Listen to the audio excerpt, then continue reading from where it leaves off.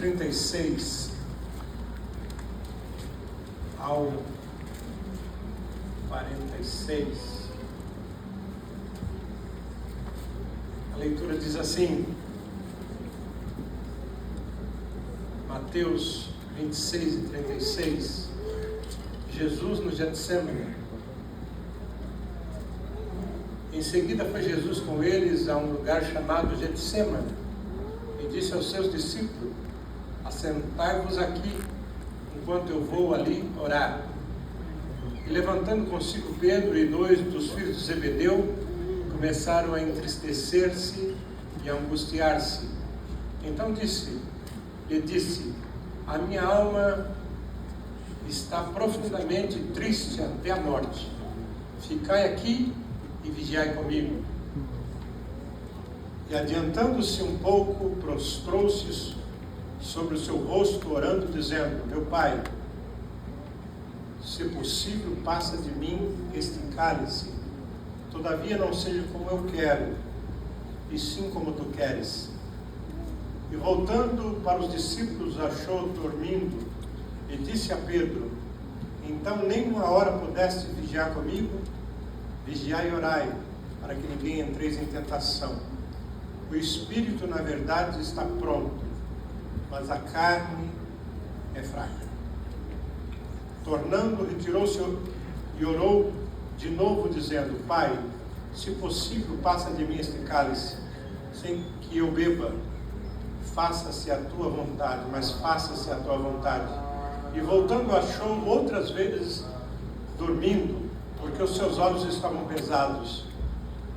Deixando-os novamente, foi orar pela terceira vez e repetiu as mesmas palavras. Então voltou para os seus discípulos e disse: ainda dormes? Repousai.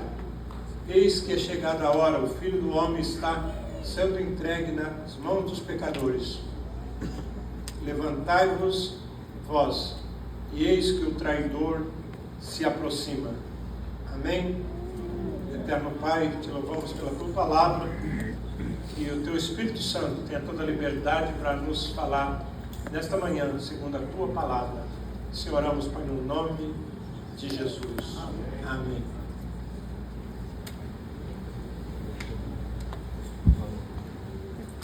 Deus conduz Jesus para um lugar que era muito simbólico a todos os povos judeus, Getsemane. No Getsemane havia ali não só as árvores, mas no Getsemane havia uma grande prensa, onde se prensava as azeitonas para fazer azeite. Por isso aquele lugar tinha o nome de Getsemane, que quer dizer prensa de azeite.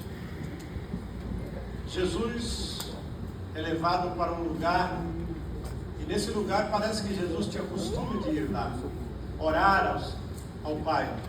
Mas Jesus foi levado ali com um símbolo também, não apenas para orar, mas para demonstrar que ele estava sendo prensado. Eu não sei se você entrou aqui nesta manhã e está passando por alguma prensa em alguma área da sua vida.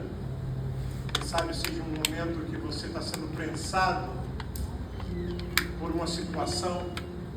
Os imigrantes que estão em estados vulneráveis aqui nos Estados Unidos estão passando por uma prensa.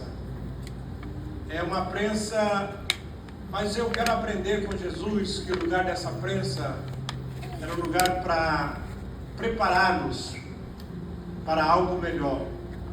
Jesus foi para a prensa, mas dentro dele, quando ele foi espremido, saiu tudo o que ele desejava. Ele falou: oh, Pai, a minha vontade, Pai, é que eu não passe por esse sofrimento. Mas ele estava declarando que a vontade de Deus era soberana na vida dele. Quando nós somos prensados, que o que sai de nós é coisa que pode agradar a Deus ou elevar a nossa vida a Deus, isso agrada o Pai.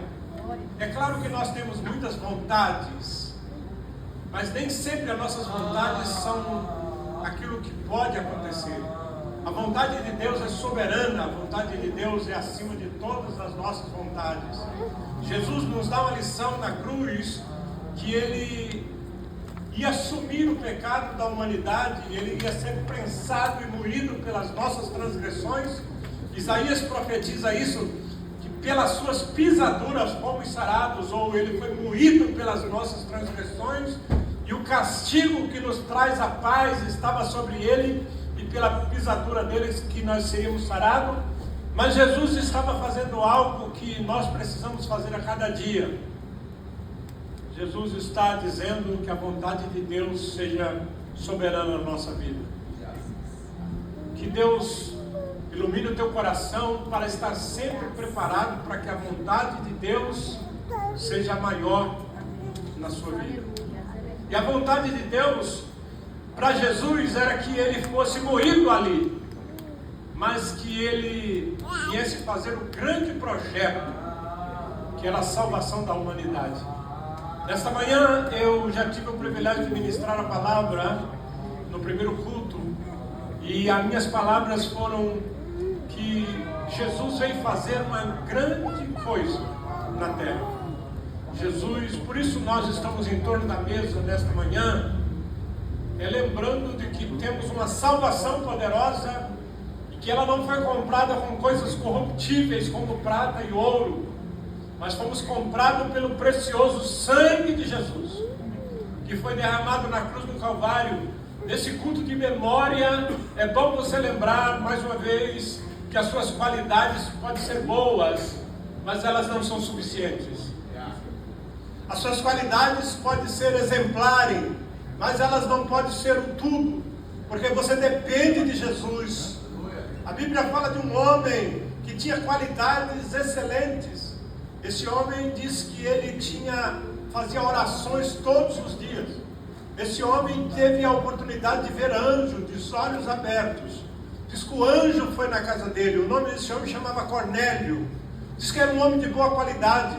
Às vezes pregamos o Evangelho e as pessoas pensam que o Evangelho é para os ladrões apenas. Pensa que é para os bandidos. O Evangelho não é apenas para os ladrões. O Evangelho é para todos. Jesus morreu para todos, para os que vivam. Não viva para si, mas para aquele por ele morreu e ressuscitou. A salvação ela não está avaliada em apenas nos maus. Às vezes as pessoas dizem: eu não quero Jesus porque eu sou bom, eu pago. Eu conheço alguns que conhecem até Jesus e não pagam, mas eu pago.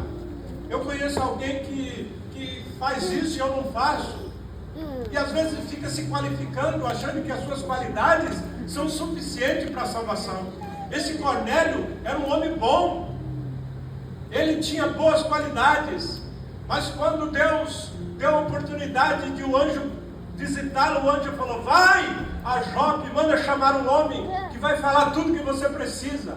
E a Bíblia diz que lá estava Pedro, na casa do Simão curtidor, e Deus também dá uma visão a Pedro, e ele vê um lençol caindo do céu, e diz que dentro do lençol tem animais as quais os judeus não comem, como porco, animal sujo.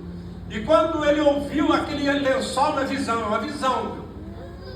Sempre quando a Bíblia fala de visão, é uma visão, não é um relato, mas foi uma visão que Deus deu para ele. Quando ele vê aquele lençol caindo, e com aqueles animais dentro, ele ouviu uma voz que dizia: mata e come. Ele se justificou, disse: Senhor, eu nunca coloquei coisa imunda na minha boca. E Jesus disse para ele: não chama imundo aquilo que Deus purificou. Então vai à casa, vai vir um homem aí, vai chamar por você. E ele para vocês judeus, eles é impuro, eles é gentil. Eles não são dignos de receber você na casa deles. Vocês acham melhores do que ele? Mas vai lá, porque esse homem tem feito esmola diante de mim, tem orado, e eu tenho visto as suas atitudes.